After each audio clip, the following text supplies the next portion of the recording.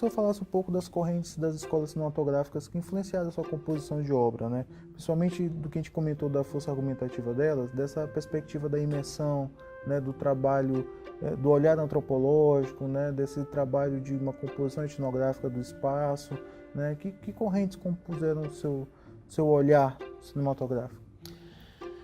Bom, quando eu comecei a trabalhar com cinema, né, tanto com cinema 16mm e com Super 8, né, no período em que surgiu, foi no momento em que a gente tinha um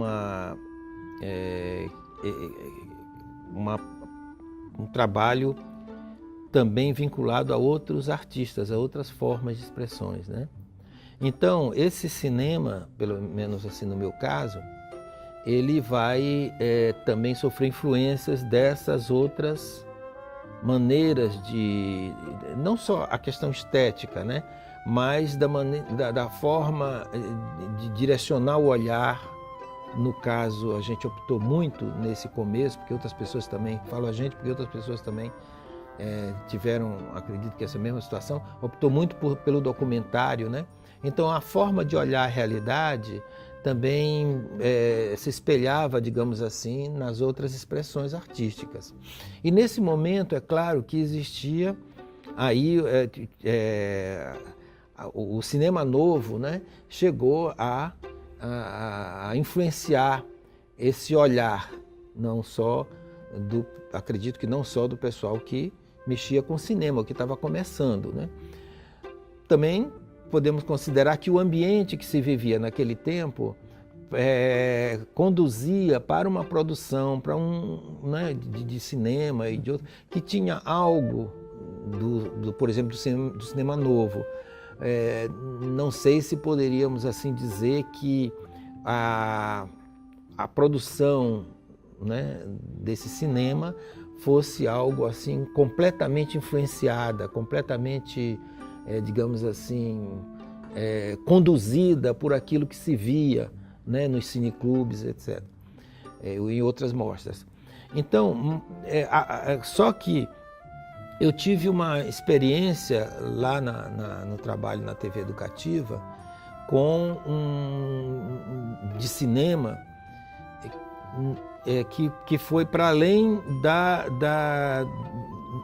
da formação técnica ali na TV, né? Porque eu fazia o trabalho de cinegrafista, documentando situações que eram ilustradas ou fotografando nas aulas. Naquele período veio aqui para São Luís um francês, que foi o meu primeiro professor, aliás, o segundo professor de cinema, porque eu também teve um curso que quase não se considera, não se fala, não se lembra, logo no início do Laborarte, em 72.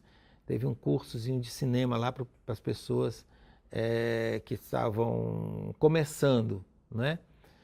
Dado por um técnico de som, né, que trabalhava em cinema no sul do país. Então, em 75, veio para aqui para São Luís um francês cineasta chamado Jean-Pierre Bourneau, que foi um professor de cinema. Eu aprendi muito com ele. E além dos ensinamentos, assim, da parte técnica para trabalhar como cinegrafista, né, produzindo imagens para as aulas em película, eu tive a oportunidade, a grande chance de fora do ambiente da televisão, né, ter aulas de cinema na cidade. Ele tinha um equipamento de cinema simples e também viajando pelo interior. E o Jean-Pierre, ele tinha uma preferência, digamos assim, para o filme documentário e dentro de uma linha, digamos assim, de Jean Rouch, etc. Eu fiquei fascinado com esse tipo de produção, que sempre fui apaixonado pelo documentário. E mais ainda, a partir daquele momento, como a gente viajou para o interior, fomos para a Baixada, né, numa viagem a passeio, mas para ele conhecer que ali eu tive uma experiência em pegar numa câmera, era uma câmera muito simples, mas que ele foi orientando como fazer as tomadas, como enxergar essa realidade e tal. Então eu tive essa experiência e a partir daí, pela vocação dele, digamos assim, para o filme etnográfico, eu fiquei fascinado com o filme etnográfico. Então esse tipo de cinema que depois, então, na minha experiência, eu juntei com uma postura, digamos assim, mais política, digamos assim, né? Com esses trabalhos ligados diretamente às comunidades atingidas pela ação de grileiros ou mesmo por empresas que já estavam se instalando aqui naqueles processos de expulsão da terra, né? Então eu fiquei muito fascinado com esse tipo de cinema, de documentário, né? Seguindo essa mesma linguagem dessa produção do registro da realidade, participação do cenário que está sendo registrado. Pode-se dizer que seguindo assim essa mesma postura diante da realidade, né? Normalmente não são documentários feitos a partir de algo que eu desconheço e fui surpreendido naquele momento com aquela situação. São situações que eu venho acompanhando, né? Às vezes, muitas vezes agora, mais recentemente, fiz um documentário que ainda está sendo ampliado, né, para a CNBB, que ligado a esse documentário foi produzido em função da Romaria da Terra, que aconteceu em 2015. E esse documentário, na realização desse documentário, eu voltei a muitas regiões que eu tinha ido lá em 70. Deparando com essas pessoas com situações muito semelhantes, né? Então, esse retorno do olhar, o senhor está imaginando que de repente feche um arco dessa composição da obra da década de 70?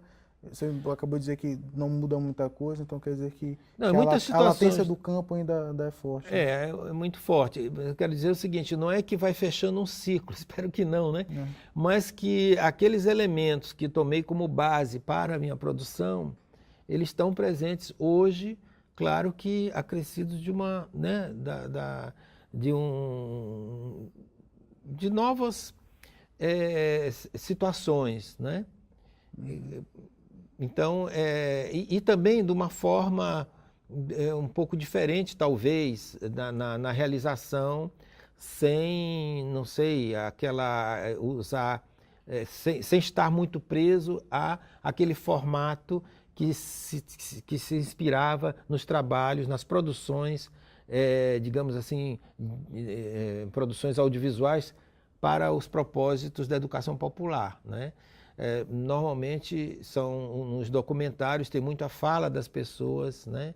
Uma fala assim direta daquele sentimento, do que estão vivendo naquele momento.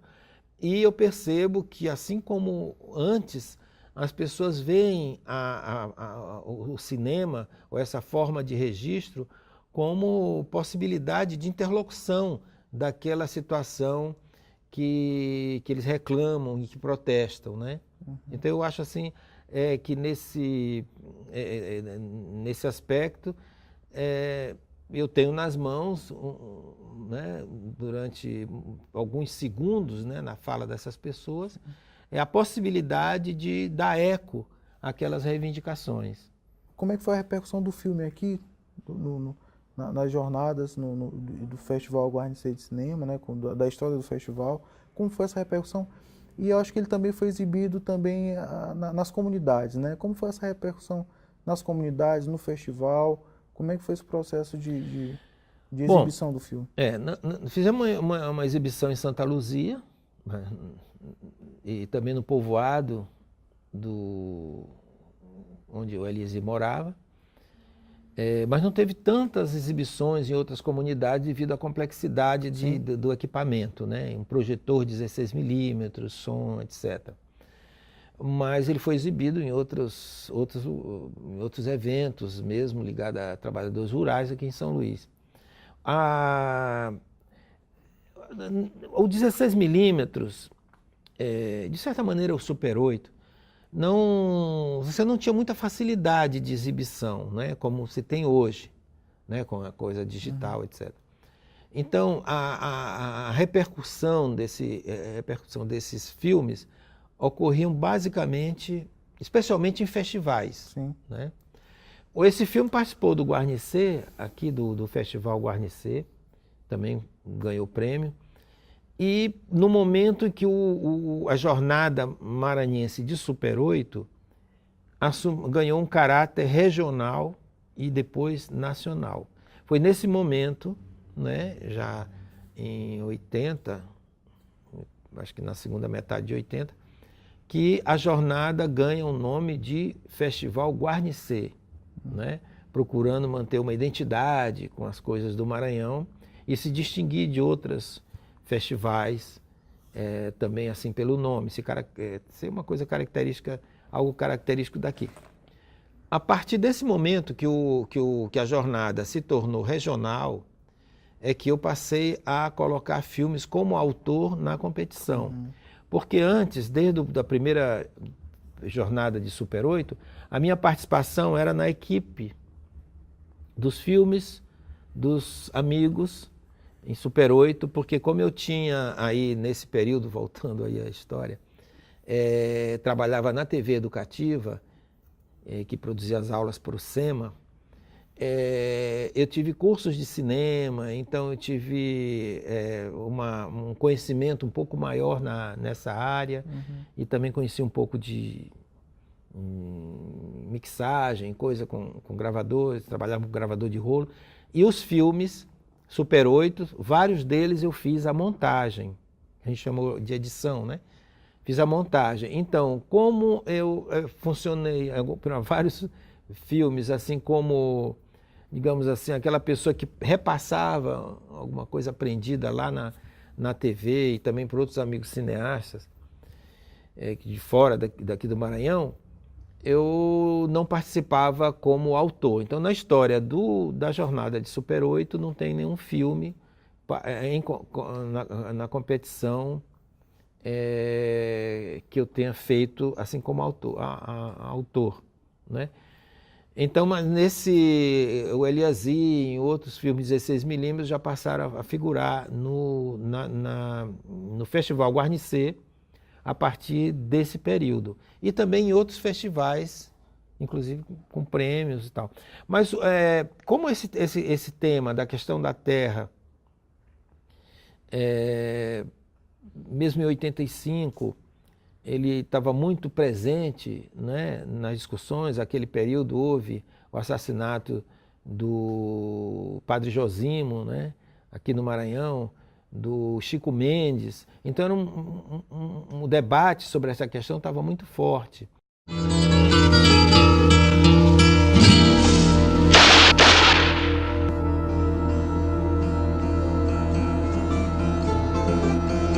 Com 2 tiros de revólver, 38 reforçado, Elias e Costa Lima caiu no chão fulminado. Deram mais um do espingarda, 20 de cano cerrado.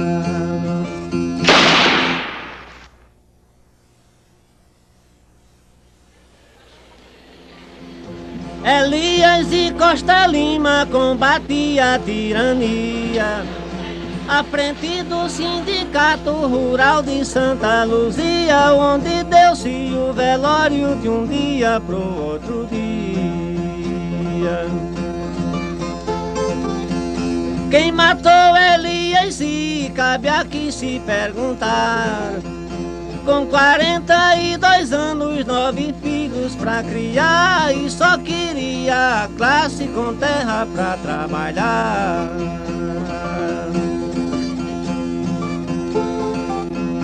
Foram 3 os assassinos, suas armas disparando. Delmiro, Delma e Leondas cumprindo apenas um plano, obedientes ao pai, grileiro Zé Maciano. E esse filme também, ele surgiu nesse momento e ele teve muitas cópias em vídeo, em VHS, né, distribuídas largamente. Então muita gente viu esse filme, que eu não tenho assim esses filmes, tanto Bandeira Verde como o Quem Matou Elias que eu não tenho assim noção da quantidade de pessoas. Às vezes encontro aqui pesquisadores, antropólogos, quando eu era estudante lá na USP eu vi esse filme e tal. Então ele teve uma vida, né? Assim, e está tendo, porque há pouco tempo também foi exibido num evento